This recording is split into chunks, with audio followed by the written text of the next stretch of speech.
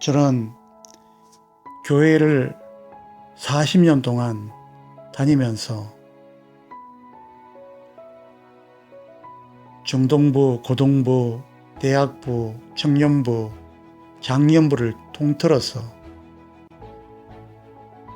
방언에 대한 깊은 영적인 기도를 교회에서 사역자, 목사님, 전도사님, 부목사님 이런 분들을 통해서, 심지어는 부원 강사 이런 분들을 통해서 배워본 적이 없습니다.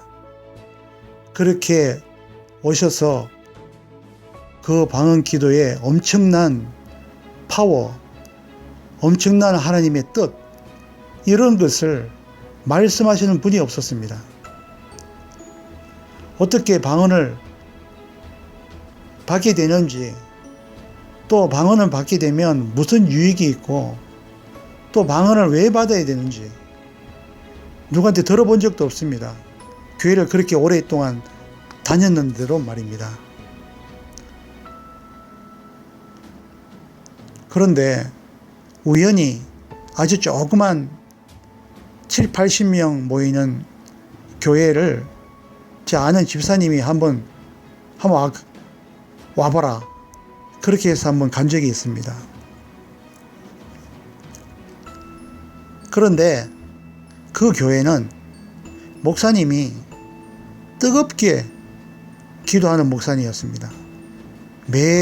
매일매일 하는 새벽 기도는 물론 수요 예배, 금요 철학 때는 아예 8시부터 그 다음날 2시, 3시까지 그렇게 기도를 하는 목사님이었는데, 특징이 뭐냐면 금요 철학 때에, 금요 철야 기도 시간에 모든 교인들이 다 앞에 강단 밑에 나와서 무릎 꿇고 또는 쪼그려 앉아서 기도를 하는데, 그때 기도를 시작할 때 이 목사님은 태릉 선수촌에서 역도할 때 역도 선수들이 허리 보호를 하기 위해서 두꺼운 가죽띠로 된 그 허리 보호대를 허리에 차는 것입니다.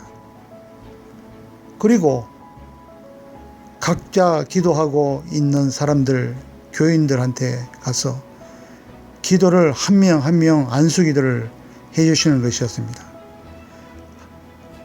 또 안수 기도를 계속하면서 어떤 분은 10분, 어떤 분은 5분, 어떤 분은 옆에서 기도하는 방언 기도 소리를 듣고, 이렇게 또 계속해서 기도를 몇 시간, 3시간, 4시간, 몇 시간째 그렇게 하니까 결국에는 입고 있는 와이셔츠가 땀으로 다 범벅이 되었습니다.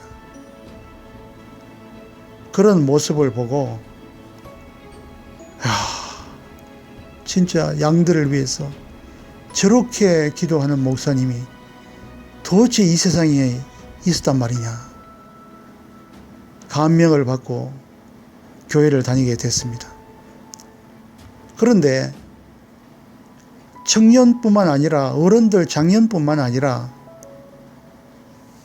중고등부 학생들도 금요 기도 시간에 7, 8명이 성령 세례, 방언을 한꺼번에 단체로 받는 것이었지 않습니까? 불이 떨어진 것입니다. 예배 시간에 학생들이 엄청나게 방언으로 하나님을 찬양하며 기도하며 뜨겁게 기도하는 것을 전혀 방언을 하지 못하는 학생들이 방언을 받게 된 것입니다.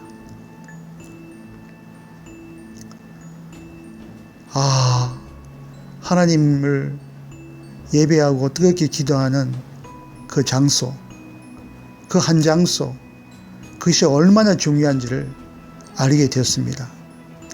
제가 그 장소에 미지근한 마음으로, 미지근한 신앙으로 들어가게 되었는데, 불이 떨어진 그 장소에서 기도를 했는데, 미지근한 기도가 뜨거운 기도가 되며 내 입이 이게 무슨 말 하는지 모를 정도로 막 마음대로 움직이는 것이었습니다. 들어보지 못한 것이었습니다. 이거 어떻게 하면 되지? 그러고 있고 내가 지금 귀신 들렸나? 아니 뭐 이상한 미친 말을 하나? 이렇게 막 생각이 들고 그랬는데 마침 담임 목사님이 갑자기 제가 해가 꼬이면서 이상한 말을 하니까 제 옆에 딱 쓰시는 것이었습니다. 저는 깜짝 놀랐습니다. 그런데 제가 하는 기도를 한참 들으시더니 할렐루야, 아멘, 아멘 하시면서 확증의 아멘을 하시는 것이었습니다.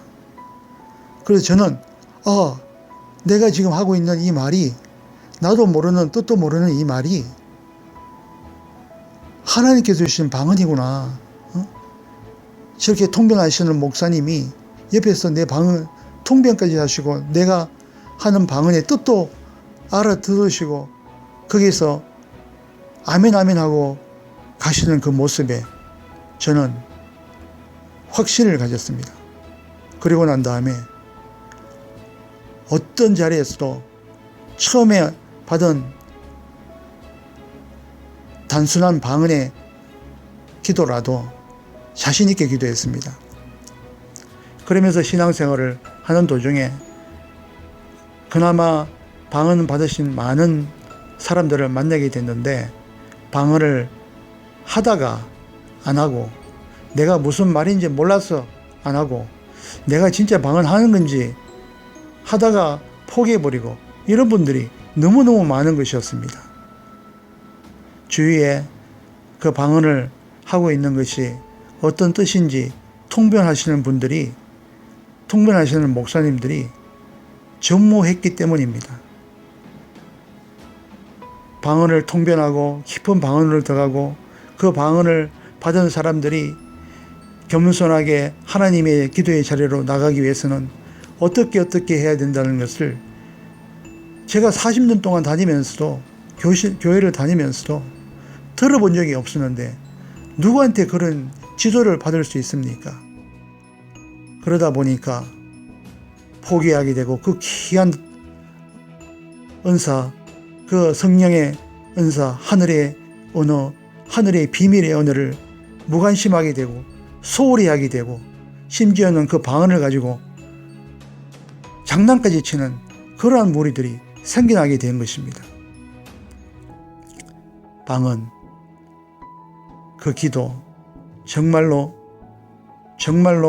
하나님 앞에 온전한 하나님의 나라를 확장하며 하나님의 뜻에 합당한 기도를 올릴 수 있는 그 방언 기도를 받기 위해서는 기도에 쌓여진 장소로 가야 됩니다. 쌓여진 기도의 장소, 그 장소에서 가면, 그 장소에서 가서 기도하면 방언 기도 받을 수 있습니다. 두 번째는 그 장소가 없으면 내가 그 장소를 만들면 됩니다. 장소를 정해놓고 정해진 시간에 정해진 기도 시간대로 기도를 하게 되면 그 장소가 기름 부어지게 된다는 것입니다. 그리고 하나님께서 능력을 주신 하나님의 종들을 찾아가서 안수받음으로 방언 기도를 받으실 수 있습니다. 사모하는 마음이 있으면요. 방언 기도 절대로 포기하지 마시고, 방언 기도 하지 못하시는 분들 계시다면 방언 기도를 받기 위해서 따로 골방을 만드시고 따로 시간을 만들어 보십시오. 그러면 삶이 하나님께서 인도하시는 삶을 살 수가 있습니다. 하나님이 아브라함을 사랑하셨습니다. 그리하여 모리아산에 이삭을 번제물로 바치라고 그랬을 때 번제물로 바치는 그 아브라함을 보고 하나님은 너무너무 잊을 수가 없습니다. 그래서 그 모리아산, 그곳, 하나님의 구약시대 때 하나님의 법궤가 이리저리 돌아다닐 때에 하나님이 법궤에 멈춰선 그 타작마당, 그곳에는 하나님의 법궤가 멈춰 있었는데 하나님의 법궤가 멈춰 있는 그 타작마당에서 그 타작마당의 주인은 엄청난 하나님의 복을 누렸습니다. 결국에는 그 타작마당에 다윗이 하나님의 아름다운 성전을 짓게 된 것입니다. 하나님은 하나님을 위해서 헌신하고 예배드리는 그 귀한 장소를 절대로 잊지 않으십니다. 우리가 이 기름 부음의 장소를 만든다면 또 그 기름 부음의 장소를 우리 자손들에게 물려준다면 그 장소로 인해서 많은 사람이 복을 받게 될 것이며 복의 근원, 복의 샘물, 복의 우물이 될 것입니다.